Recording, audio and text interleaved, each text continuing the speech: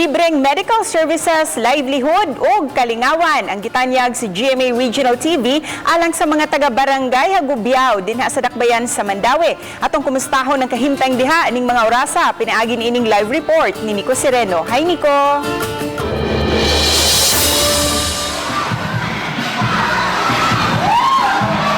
Yes, maayong hapon, Ses. Nanukad kita karon din sa Barangay Hagubiao, Mandaue City, kundi nagpadayon ang Kapuso Barangayan nga dalit sa GMA Regional TV.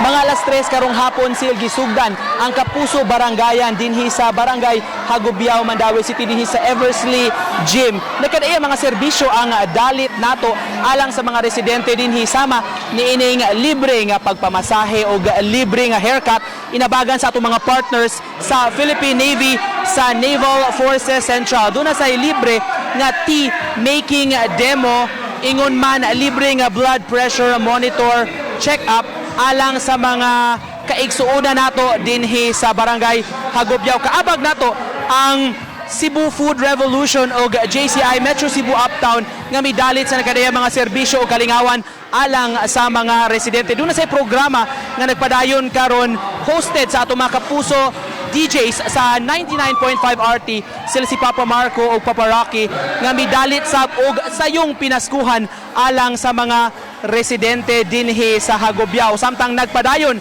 ni mga orasa ang Zumba party alang sa mga residente, pinanguluhan sa nailang Zumba Queen sa Subo si Ma'am Emma Satchel, kundi mi-participate sa ang mga residente o bisan itong mga partners sa Philippine Navy pamaagi sab kinisil aron paghatag og di lang kalingawan apan matang sab sa ehersisyo alang sa atong mga kaigsuonan dinhi sa Mandaue alang sa piskay nila nga panlawas. At ang inyong mga kapuso, ang uban pa nga mga barangay sa sunod na sab nga pagrumbo sa GMA Kapuso Barangayan sa Regional TV o sa Balitang Bisdak tungod kay posibleng ang inyong barangay na sab ang among duawon sa sunod nga higayon. Mao kanang latest still gikan dinhi sa Barangay Hagubiao, Mandaue City.